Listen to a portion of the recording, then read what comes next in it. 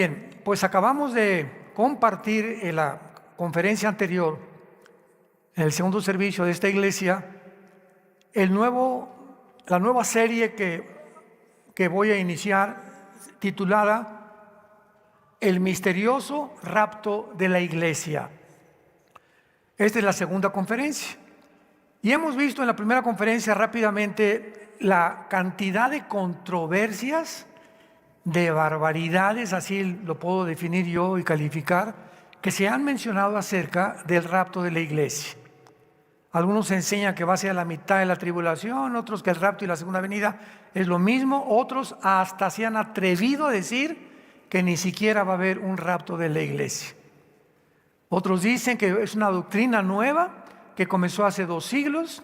Yo les contesto, si está en la Biblia, pues tiene más de 2000 años. O sea, que se haya comenzado a enseñar hace 200 siglos, o que el Espíritu Santo haya considerado de que era necesario ya abocarnos a esta doctrina por estar en los tiempos finales, es otra cosa. Pero que no salgan que por favor es una doctrina nueva, porque si está en la Biblia no es nueva, está en la Biblia, y lo que está en la Biblia es la verdad.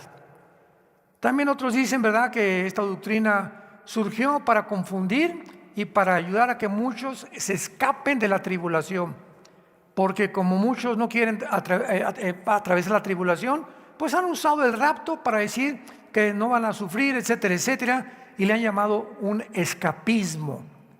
Todas estas contradicciones bíblicas, todas estas opiniones son en contra de la Biblia.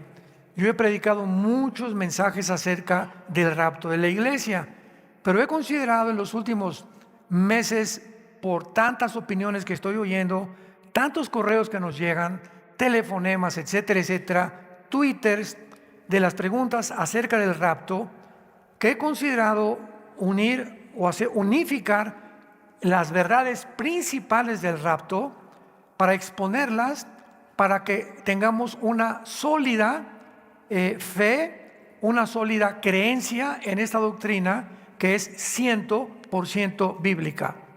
En pocas palabras, para muchos de ustedes que no conocen ni han oído, o tal vez ahorita estás escuchando la palabra rapto, te estarás preguntando de qué está hablando el pastor.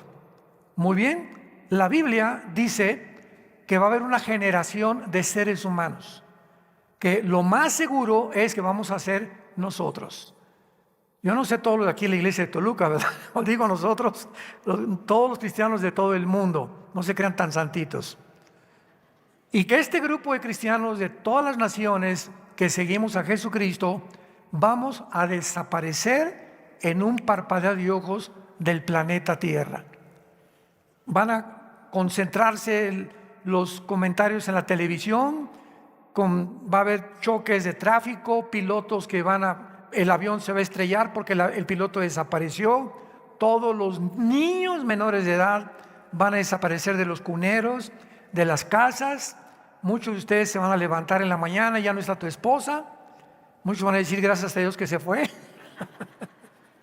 Otros van a decir al contrario, ¿verdad? Ya no está mi esposo, etcétera, etcétera, mi esposa. En fin, va a haber una confusión tan grande en el mundo que va a llevar a la pregunta: ¿qué ocasionó que millones de personas desaparecieran? Bueno, la respuesta es muy fácil. A partir de 1946 del siglo pasado, de una forma que no es coincidencial, se inició la famosa aparición de los objetos voladores no identificados, los ovnis. Se puso más de moda cuando en Roswell, hasta una película que hicieron, que un platillo había aterrizado en Estados Unidos y que habían capturado o tenían a la entidad que habitaba el platillo volador, un misterioso marciano o como le hayan puesto, y todas estas cosas con el tiempo fueron descubiertas que habían sido un fraude. Así como el siglo pasado comenzaron a propagar que el ser humano venía del hombre de Piltdown, de Cro-Magnon, de Neandertal, el hombre de Pekín, y que se asumió hasta científicamente. En las escuelas comenzaban a enseñar la teoría de la evolución como algo científico. Imaginémonos nada más esto. Más tarde se descubrió que el hueso que supuestamente era de un hombre era de un puerco o era de un jabalí. El Museo Natural de Londres, Inglaterra, emitió un decreto en el que completamente negaba que hubiera nada relacionado con el hombre Piltdown, con los hombres, que no había, en pocas palabras, conclusivamente, no hay ninguna evidencia científica de una mutación de una especie a otra especie. No hay una prueba que un perro se convierta en un gato en un loro, una ballena en un delfín, una jirafa en un rinoceronte, un burro en una yegua o en otro animal. No hay absolutamente ninguna evidencia científica de una mutación de una especie a otra especie. Luego en 1954 se descubre la molécula del ADN y la teoría de la evolución se derrumba completamente, se hace pedazos en el suelo. Cuando se descubre que tenemos un código, las hormigas tienen un código, las cucarachas tienen un código, un chip, vamos a ponerle un chip, las hormigas, los ratones, los conejos, los jabalíes, el león, otro, todo tiene un chip, las aves, los peces, un chip que les dice cómo comportarse, cómo reaccionar de una manera diferente. ¿Cómo creen ustedes que las abejas puedan haber construido un hexágono en sus panales que geométricamente es el espacio más grande que puede existir dentro de la geometría? ¿Quién les dijo a las abejas eso? Ve un nido de hormiguitas. ¿Quién le dice a la hormiguita, ponte a pensar, ese pedacito de piedrita que lleva de polvo, quién le dice que tiene que caminar y ponerlo exactamente en el lugar adecuado para que todas construyan un nido o una cueva o como se llame? ¿Quién las organiza? ¿Quién les da las órdenes? ¿Cómo puede haber tal coordinación y tal maravilla en el mundo microscópico de que las células de nuestro cuerpo, los átomos, los neutrones, y todo lo que está alrededor en el mundo inmaterial, quién le da esa velocidad a esas partículas atómicas?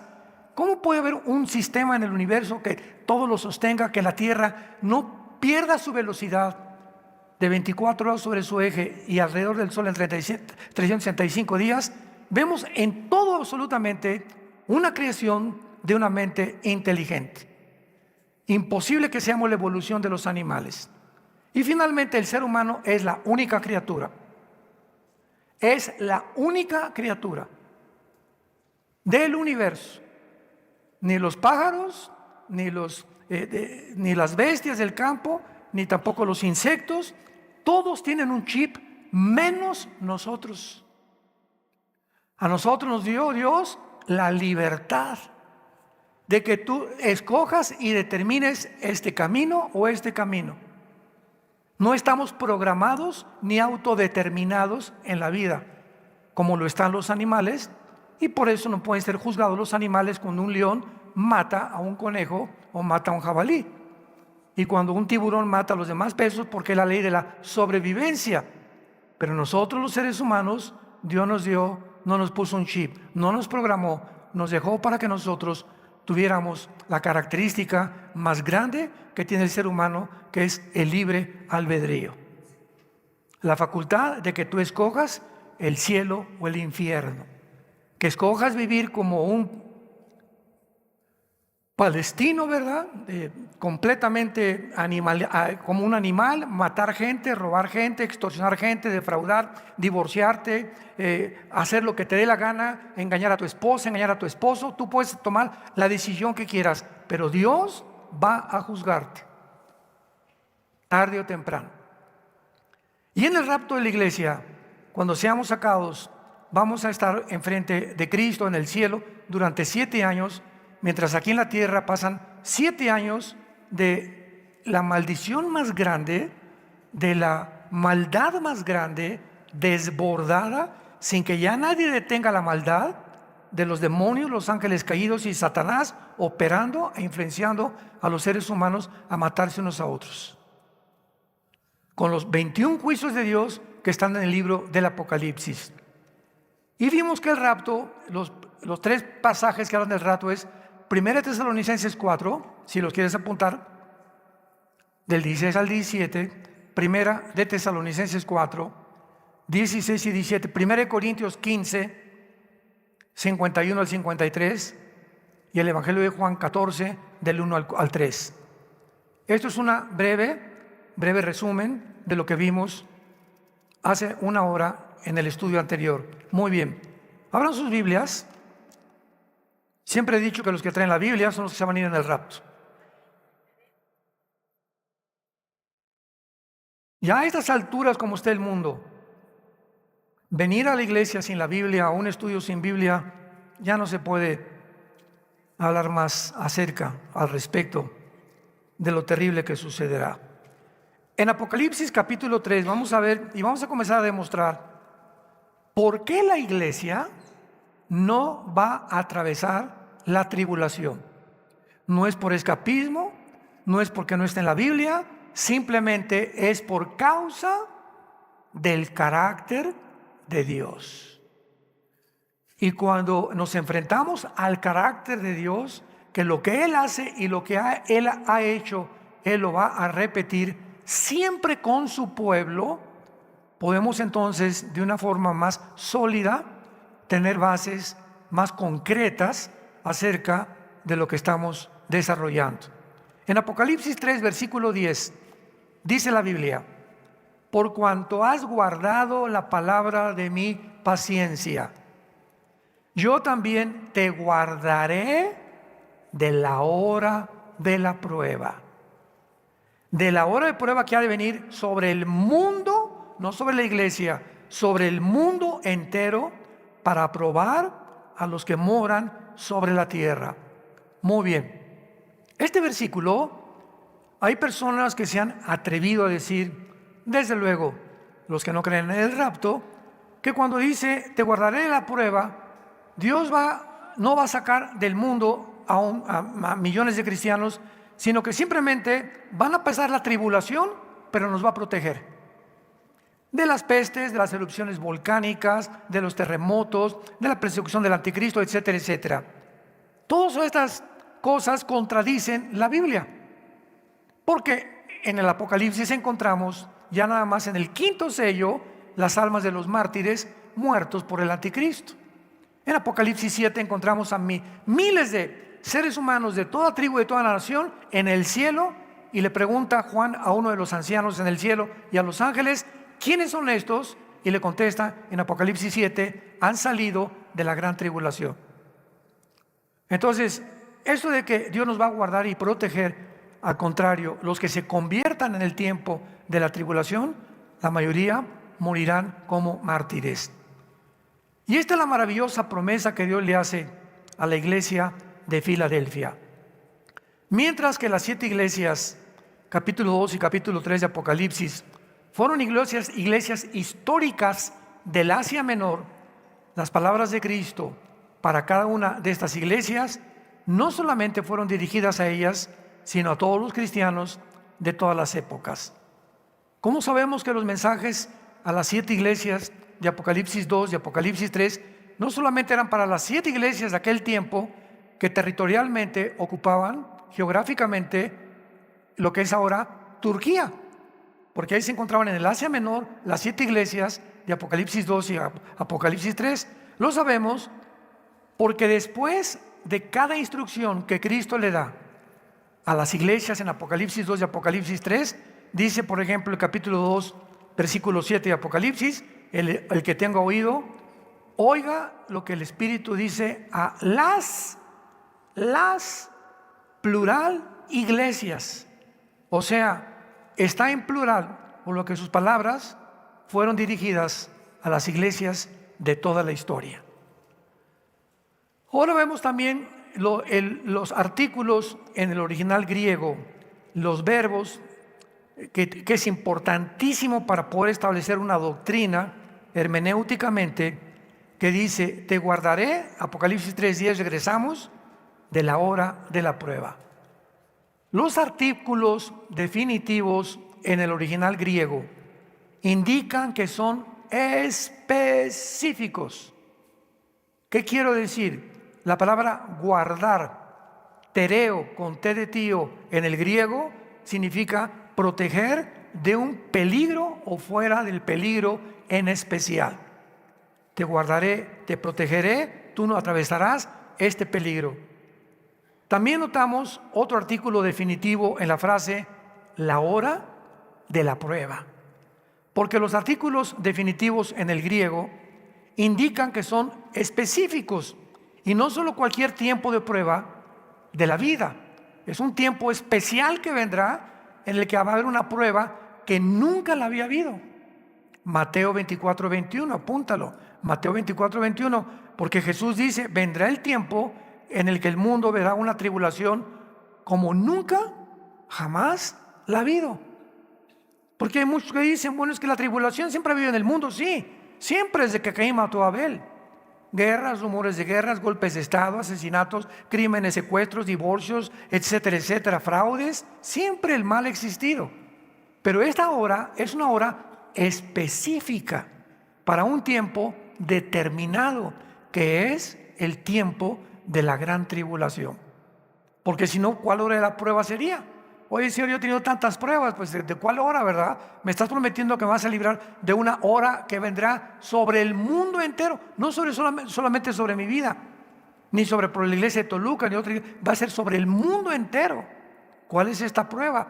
La gran tribulación, mencionada también en el Antiguo Testamento.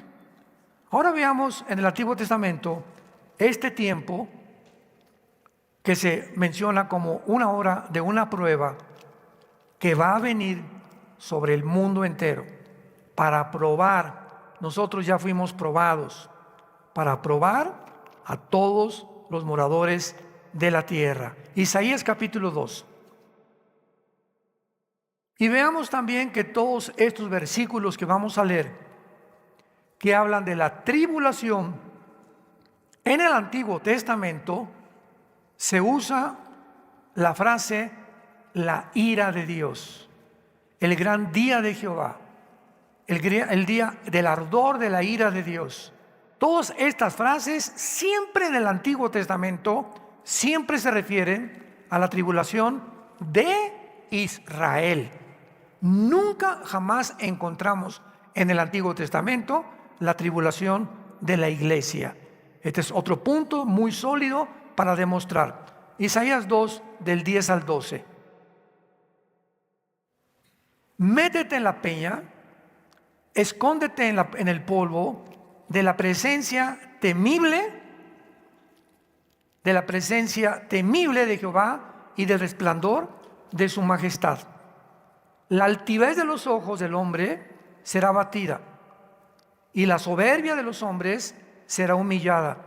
Y Jehová solo será exaltado en aquel día, porque el día de Jehová de los ejércitos vendrá sobre todo soberbio y será abatido. Rápidamente lo comparamos con Apocalipsis 6, en el quinto sello, versículo, el sexto sello, versículo 14. El cielo se desvaneció y los reyes de la tierra y los grandes, los ricos, los capitanes, poderosos, siervos, se escondieron en las cuevas de los montes y decían, caigan sobre nosotros y escóndanos del rostro de aquel que está sentado sobre el trono y de la ira del Cordero. Apocalipsis 6, 16. Porque el gran día de su ira ha llegado y ¿quién podrá sostenerse en pie? Lo que Isaías 700 años antes de Juan escribió 700 años después del profeta Isaías el Apocalipsis. Lo que Isaías profetizó y describió como la tribulación, Juan lo corrobora en el sexto sello del juicio de Dios sobre el mundo entero. Sigamos ahí en Isaías 2, versículo 17 al 21. La altivez del hombre será abatida, la soberbia de los hombres será humillada, y solo Jehová será exaltado en aquel día. Quitará totalmente los ídolos y se meterán en las cavernas de las peñas, lo que vimos en el sexto sello, por la presencia temible de Jehová y por el resplandor de su majestad, cuando Él se levante para castigar a la tierra.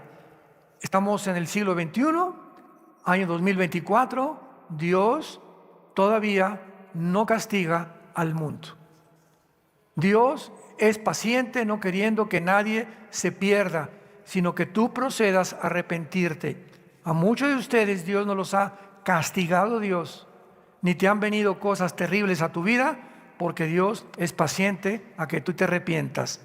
Pero llegó un momento cuando el ser humano individual y de una forma masiva, Dios sabe que tú ya nunca vas a voltear los ojos a Cristo, y entonces Dios, ¿qué va a hacer? Te va a empujar. ¿Querías dinero? Muy bien, te voy a empujar para que te hagas millonario. Pero cuando te hagas millonario, vas a descubrir que lo que tienes, yo no lo voy a bendecir. Se convertirá el dinero en una maldición en tu vida. ¿Querías seguir siendo homosexual? No hay ningún problema. De aquí vas a brincar al transgénero, y cuando comiences a degenerar tu vida y tu cuerpo y comiences a luchar con tu mente, etcétera, etcétera, va a llegar el momento que te van a tener que internar, te vas a suicidar o vas a vivir toda tu vida infeliz por haberme negado la forma como yo te crié, hombre y mujer. ¿No le quieres ser fiel a tu esposa? No hay ningún problema. ¿Quieres seguir siendo un adúltero?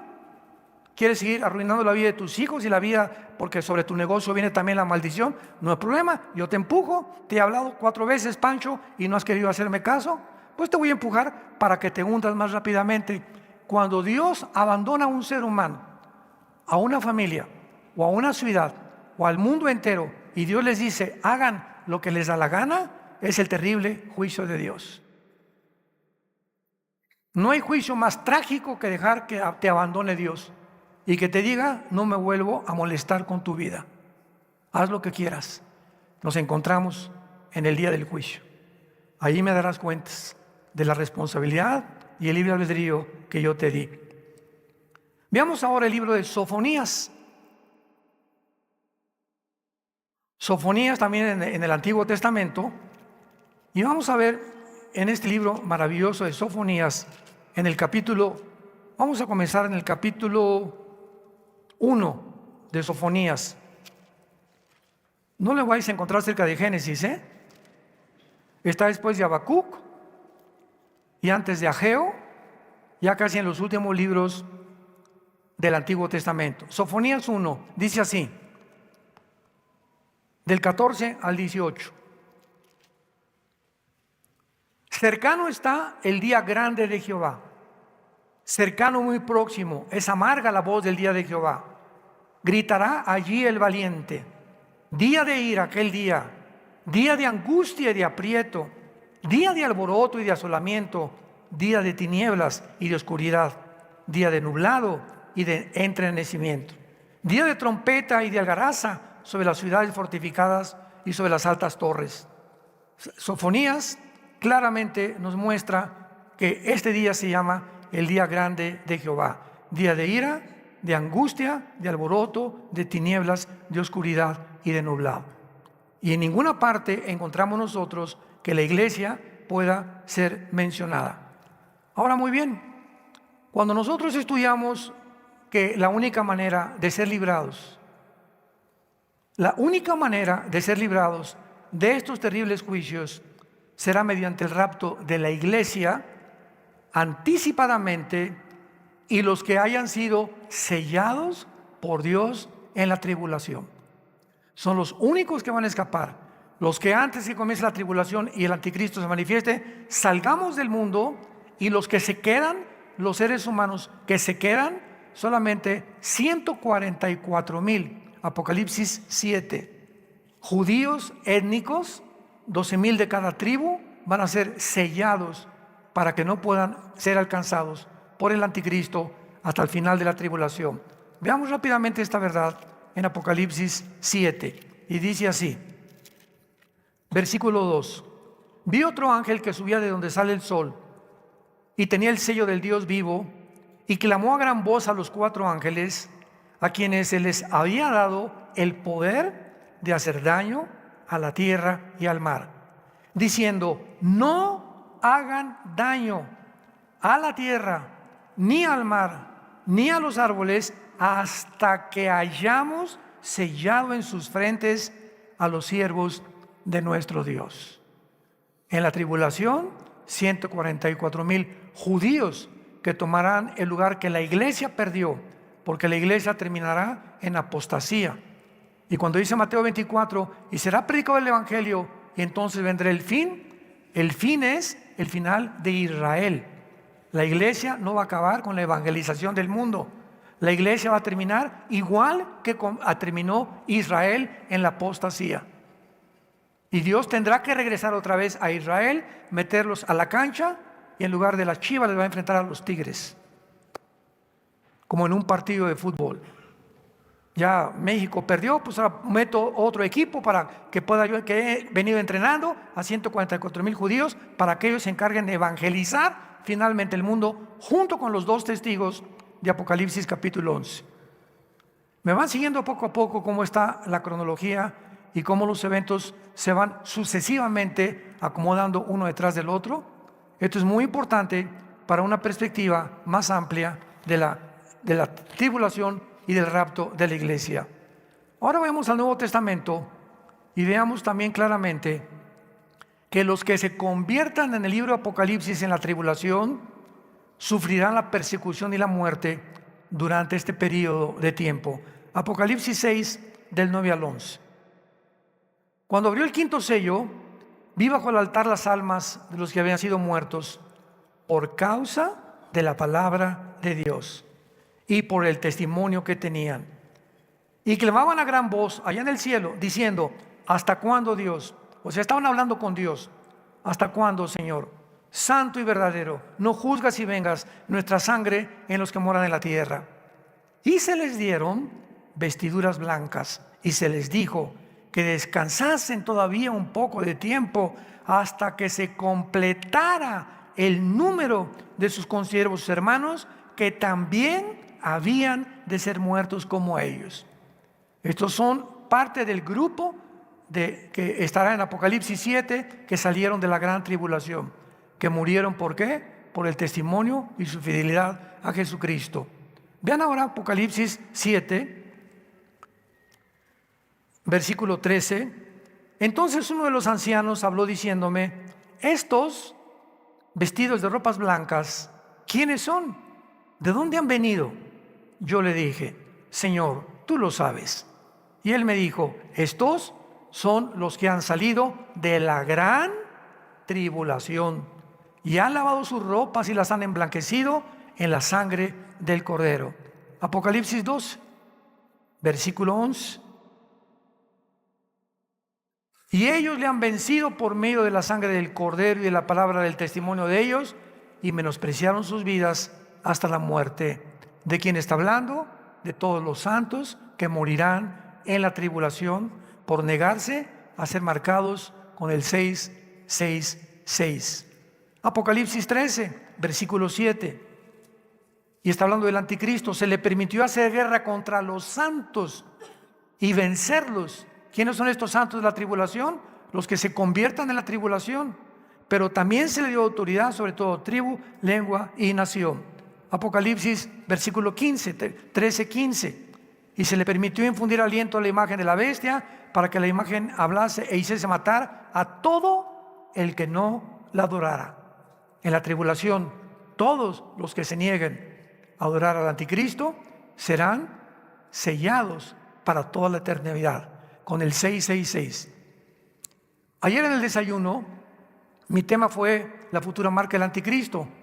Y le expliqué al público que nos acompañó en el desayuno ayer en el World Trade Center de satélite, que cuando una persona reciba la marca de la bestia en la frente, les dije: no fue en la vacuna, porque la vacuna fue aquí.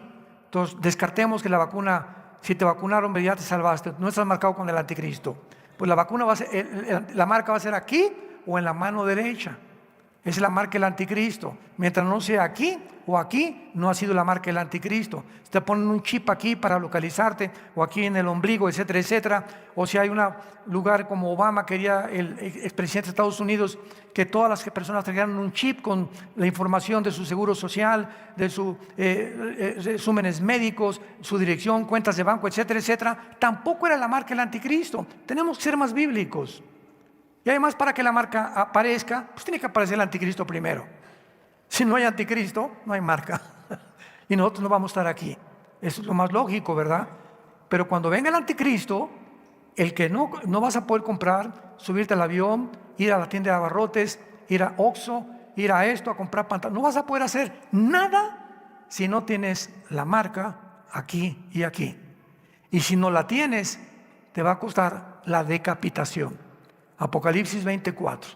Porque el anticristo usará no la silla eléctrica, ni tampoco el fusilamiento para poder matar a la gente. Usará la decapitación. Y la única religión en el mundo que usa la decapitación es el Islam. Y ya en el califato, en la serie pasada que acabo de terminar, lo dijimos claramente, ¿verdad? Que el anticristo surgirá de las filas del Islam. Si quieres todos los detalles, busca en YouTube la serie El Califato de los últimos días. Ahí explicamos claramente todo esto. Muy bien. Entonces, vemos pues de una forma muy clara de qué forma ahora Apocalipsis 14:13, Apocalipsis 14:13, oí una voz que desde el cielo me decía, escribe, bienaventurados de aquí en adelante los muertos que mueren en el Señor. Ahí está todos los santos que durante la tribulación se van a convertir, pero todos morirán como mártires. Sí, dice el Espíritu, descansarán de sus trabajos porque sus obras con ellos siguen. Apocalipsis 17, versículo 6.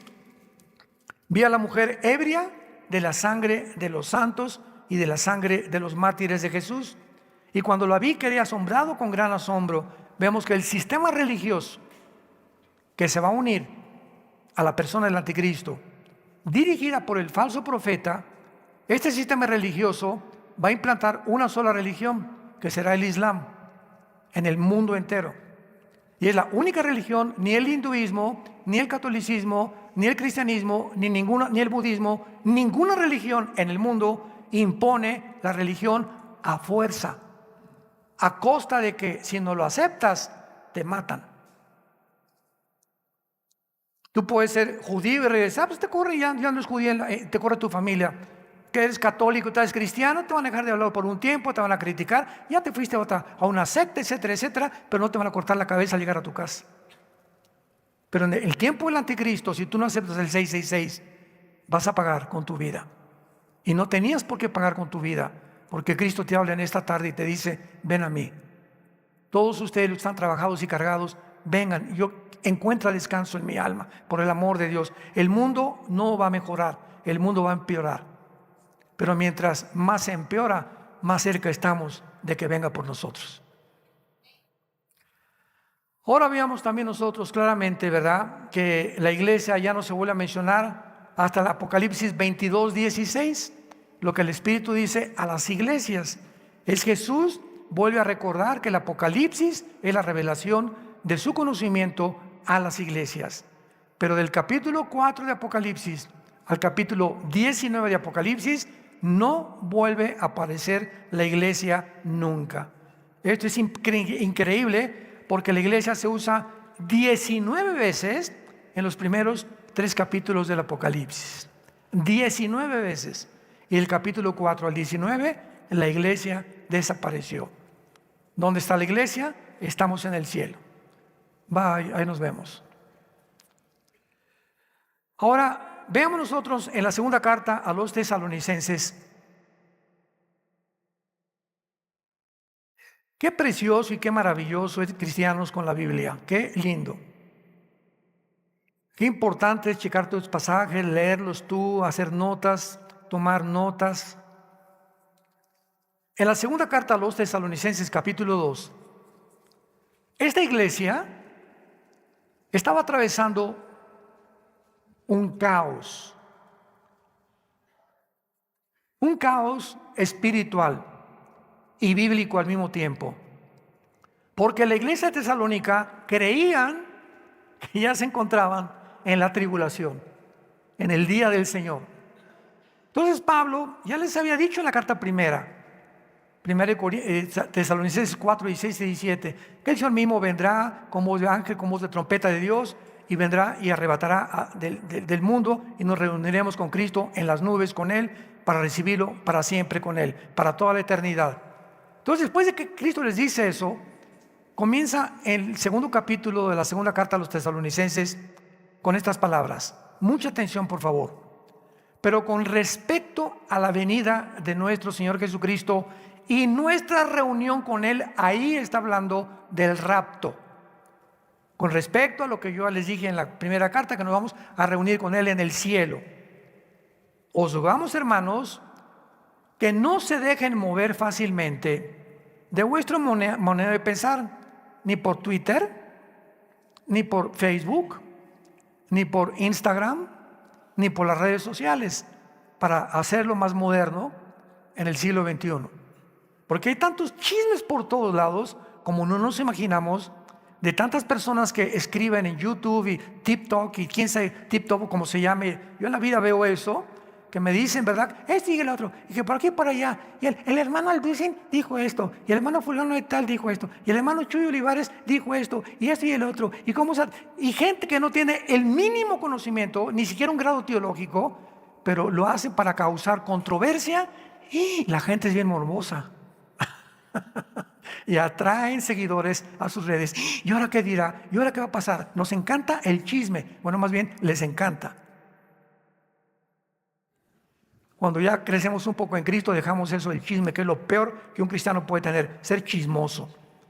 Entonces les dice Pablo, no se dejen mover fácilmente cualquier cosa que oigan, ni se conturen por espíritu, ni por palabra, ni por carta, en el día de que el día del Señor está cerca.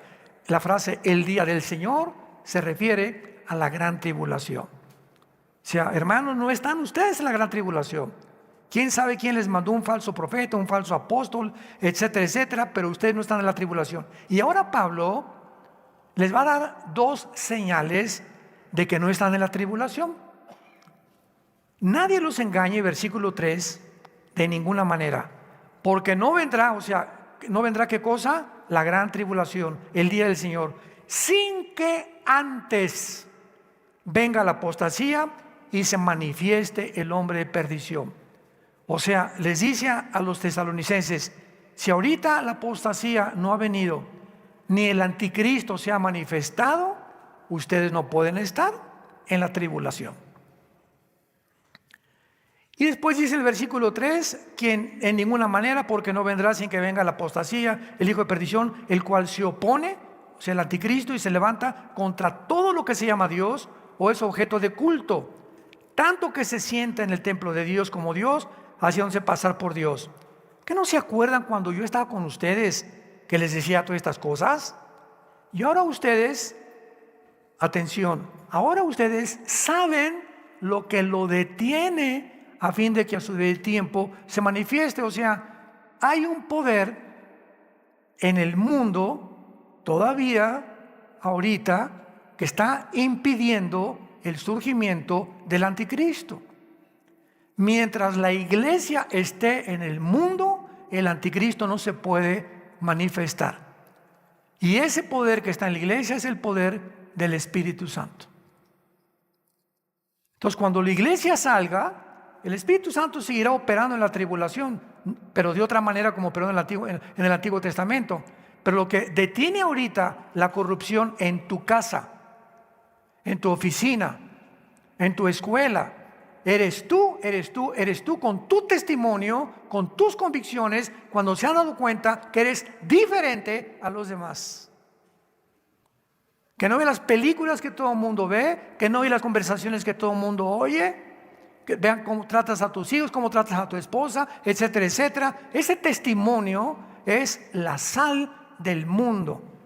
Mateo 5, 13 y 14. Jesús nos dijo, ustedes son la sal.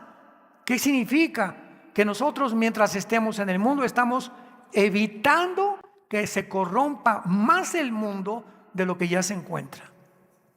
Y si la maldad no se ha manifestado como un dique, como un tsunami en el mundo, es porque todavía hay cristianos que seguimos hablando, el movimiento LGTB no es de Dios, el homosexualismo no es de Dios, el aborto no es de Dios, este sistema de gobierno no es de Dios, y comenzamos a hablar y emitir, a pesar de que nos persigan, a pesar de lo que pueda pasar, mantenemos las convicciones, y mientras estemos enfrentándonos a una fuerza hostil que el mundo nos quiere jalar y ser como ellos, mientras los resistamos, estamos impidiendo que la maldad se desborde. El día que tú comienzas a leer pornografía, escúchame, varón que me escuchas, le has abierto la puerta a la maldad para que los demonios se vengan sobre tus hijos. y sobre todo los que tienen hijos menores de edad. El día que tú comienzas a tratar a tu esposa como una muchacha, que es un objeto, tómala y déjala, y no le das un respeto ni a la reina de tu casa, en ese momento la maldad en tu casa y en tu matrimonio y en tu familia se va a comenzar a desbordar sin que te des cuenta, y cuando te des cuenta, tu ministerio y tu familia está destruida. El momento que en nuestra oficina, nuestros empleados, en el bufete jurídico, en la clínica médica donde trabajas, en mi taller de carpintería, en de plomería, mis empleados y la gente no sepa que yo soy cristiano, ni a nadie le he dicho que soy cristiano, y mis empleados tienen 3 años conmigo y ni siquiera saben que soy cristiano, ¿sabes una cosa? La maldad se desbordará sobre tu trabajo y sobre tu oficio tarde o temprano. ¿Qué es lo que detiene ahorita? La maldad, nuestro testimonio. Porque Dios no nos ha dado espíritu de cobardía, sino de poder, de amor y dominio propio. Timoteo, te exhorto que no te avergüences del evangelio de Dios, que no te avergüences ante tu familia, ni ante tus amigos, ni ante tus amistades, porque Dios no nos ha dado un espíritu de cobardía. Y si tú ese espíritu no lo tienes, que va en contra de lo que el mundo te está jalando, no eres cristiano. Hechos 1:8, y les daré poder cuando venga el Espíritu Santo sobre ustedes y me serán testigos. Desde que tú te convertiste, te pregunto, ¿a quién le has dado testimonio del amor de Dios en la cruz? Comenzando con tu familia. No, pues no sé, hermano, tengo 4 años de cristiano y ahora que hago cuentas de veras, pues no, les he dicho que Dios es bueno y que peace and love. Duda profundamente de tu cristianismo. Porque Dios nos mandó a ser testigos, a enfrentarnos a un mundo que está corrompiéndose y predicar el evangelio de la gracia de Dios en la persona de su Hijo Jesucristo, que sacó la muerte, quitó la muerte y trajo la inmortalidad por medio de la predicación del evangelio. Se manifestó Jesucristo para quitar la muerte y podernos darnos la inmortalidad mediante la prédica de este mensaje. Así que entonces Pablo les dice, ustedes saben lo que lo detiene. Versículo 7. Porque ya está en acción, escuchen, el misterio de la maldad. Esta palabra iniquidad, a los que les interese, se tradujo iniquidad, es la palabra griega anomia, con A de Armando, anomia, que significa rebelión contra las leyes de Dios. Dios dijo, es hombre y mujer, el mundo dice, no es hombre, es mujer, no es mujer, es hombre. Dios dijo, velen por la vida, y la gente dice, no es así, podemos nosotros abortar. Al mes, a los 2 meses, etcétera. Dios dijo, séle fiel a tu esposa, mantengan el adulterio, el que comete adulterio corrompe su alma, verías y vergüenza hallará, y eso es lo que están haciendo. Entonces cuando nosotros contradecimos esto, nos encontramos dentro de una dimensión que se llama la dimensión de la maldad, que está operando en el mundo, de una forma invisible, sin que nos demos cuenta, tratándonos de alejarnos de Dios. Bueno, sí creo en la Biblia, ahí de vez en cuando. El viernes la leo un poquito más. El domingo ni la llevo a la iglesia. Y sin que te des cuenta, al alejarte de la Biblia es la palabra, es Cristo encarnado, es la palabra encarnada. Y cuando comienzas a alejar de la Biblia y de leerla, de memorizarla y de traerla y amarla y tomar y estudiar, etcétera, sin que te des cuenta, la maldad, como cuando entra la polilla a un mueble de madera. Yo hace mucho tiempo, cuando era misionero en la sierra entre Oaxaca y Guerrero, éramos muy pobres, comenzamos muy pobres. Teníamos un mueblecito que nos regalaron con 2 cajones para guardar nuestra ropa. Y un día llego con el mueble y le hago así, y así, ¡pum!, se cayó al suelo, lleno de polilla, no nos habíamos dado cuenta. Y así es el pecado, sin que te des cuenta, la maldad comienza, chucu, el pecado sin que te des cuenta. Y de repente, cuando te das cuenta, ya no tienes poder para enfrentarte a la tentación, al adulterio, a la fornicación, al robo, al fraude, a la mentira. Sin que te des cuenta, tu vida se está desmoronando, tu carácter está hecho pedazos en el suelo por la maldad, que solo puede ser detenida cuando tienes convicciones firmes. Un varón, un hombre de Dios, es un hombre que tiene convicciones profundas y ama a su familia y a su matrimonio. Cuando no es eso, el misterio de iniquidad está operando de una forma intempestiva en tu vida. Y dice a continuación, para terminar, el apóstol Pablo, versículo 8, y entonces, ¿verdad? Cuando lo que lo detiene sea quitado, entonces se manifestará aquel inicuo. Y se usa la misma palabra, anomos, aquel que va en contra de todas las leyes de la creación originales de Dios en la Biblia. Inicuo a quien el Señor matará con el espíritu de su boca y destruirá con el resplandor de su venida. Inicuo cuyo advenimiento es por obra de Satanás, con gran poder y señales y prodigios mentirosos, y con todo engaño de iniquidad para los que se pierden, por cuanto no recibieron el amor de la verdad para ser salvos.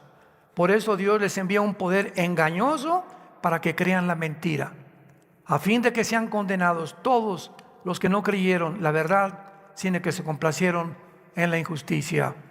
Cuando tú rechazas la verdad, la tragedia más grande es que acabarás creyendo en cualquier otra cosa que no sea la verdad. Y la antítesis de la verdad, ¿qué es? La mentira. La antítesis del bien, ¿qué es? El mal. La antítesis de la santidad, ¿qué es? El pecado. Tú no puedes decir yo soy neutral. ¿Eres o no eres? ¿Eres o no eres? No, pues yo no soy ni de Chivas ni América. ¿Te imaginas una camiseta América Chivas? No existe, ¿verdad? Alemania, Dinamarca, Colombia, Brasil, no, ¿verdad? Entras al campo y hasta le hacen así. Mira, América, mira, orgullosos los jugadores del equipo al que pertenecen. ¿Tienes ese orgullo tú de servir a Dios? ¿O eres un hombre de doble ánimo, engañado completamente? ¿Eres en la iglesia, tienes cara de San Camilo aquí en la iglesia el domingo y pareces un cocodrilo salido del lago de Texcoco entre semana con tu familia? En tu oficina eres una persona, en la iglesia eres otra, con tu familia eres otra persona. Cuando tú tienes 3 máscaras, me pongo una en la oficina con mis amigos, otra en mi casa y otra en la iglesia. Se llama esquizofrenia. Y esa esquizofrenia es el producto de tu maldad, de tu falta de convicciones. Y cuando hay la palabra esquizofrenia significa mente dividida. Dice Santiago capítulo 1, el hombre de doble ánimo es inconstante en todos sus caminos. Nunca vas a encontrar el camino a la verdad. Estás acá mañana y acá otro y acá con tus amigos y allí pasan los años, llegas a los 40, 50, 60 años y no has cambiado. Sigue siendo el mismo, sigue siendo la misma. Siempre están aprendiendo y nunca llegan al conocimiento de la verdad. Entonces, ¿qué hace Dios?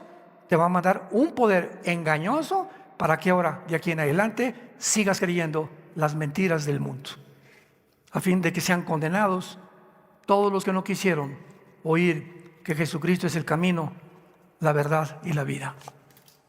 Él es la resurrección y te ofrece sus manos taladradas en la cruz, su cuerpo resucitado, su segunda venida, el rapto que ya no tarda en venir por nosotros, para que tú puedas, la corta vida que te queda, estos días que los tenemos ya contados, créamelo, tenemos los días contados. La guerra nuclear está en la esquina ya. El mundo va a entrar en una vorágine, ¿verdad?, de una espiral de autodestrucción como nunca había estado. Ahora imaginémonos en la tribulación cómo las cosas van a estar todavía muchísimo peor. Pero Jesús dijo, yo he venido para que tengas vida y para que la tengas en abundancia. ¿No quisieras tú en esta tarde entregarle tu vida a Jesucristo? Oremos. Te damos gracias, Padre y Dios de Jesucristo nuestro Señor, por habernos hecho renacer para una esperanza viva, por medio de la resurrección de Jesucristo entre los muertos, para una herencia incorruptible reservada para nosotros en los cielos, que somos guardados por el poder de Dios, mientras nos mantengamos creyendo y actuando como tú quieres que vivamos, porque somos protegidos por tu poder mediante la fe. Gracias por tan grande salvación, Señor, porque pronto, muy pronto, Señor, tal vez más pronto de lo que nos podemos imaginar, estaremos contigo. Tú secarás nuestras lágrimas, ya no habrá tristeza ni dolor, ni muerte, porque las primeras cosas pasaron. Crearás cielos nuevos y nueva tierra, darás recompensas a todos los cristianos que fueron fieles hasta la muerte y que vivieron para ti, que amaron tu obra, que promovieron tu obra y que te sirvieron en espíritu y en verdad. Si tú en esta mañana, o ustedes que nos ven por la televisión, no tienes a Jesucristo en tu vida, dile estas palabras. Tal vez sea la primera vez que lo hagas, pero cuando oigas su voz, no te endurezcas. Hoy es el día de tu salvación. Este es el día que Dios escogió para hablarte y traerte al conocimiento de la verdad. Dile: Señor, te pido perdón por mis pecados. Creo que me encuentro en un camino equivocado, lejos de ti. Perdóname porque soy un pecador. Pero creo que en esa cruz tu Hijo pagó con su sangre por todos mis pecados pasados y que fue crucificado, enterrado y resucitado a los 3 días. Y porque creo que vives, Señor Jesús, te pido en este instante que entres a mi vida como mi Señor y mi Salvador. Ahora te doy las gracias por tan grande salvación, porque ahora en el día de mi muerte moriré en paz, sabiendo que tú me recogerás, y si vienes antes por mí, qué maravillosa experiencia tendré de no atravesar la muerte y formar parte del grupo de cristianos en el mundo que nos vas a levantar vivos y transformar nuestros cuerpos en milésimas de segundo para acompañarte contigo y con tus ángeles al cielo. En el nombre de Jesús. Amén.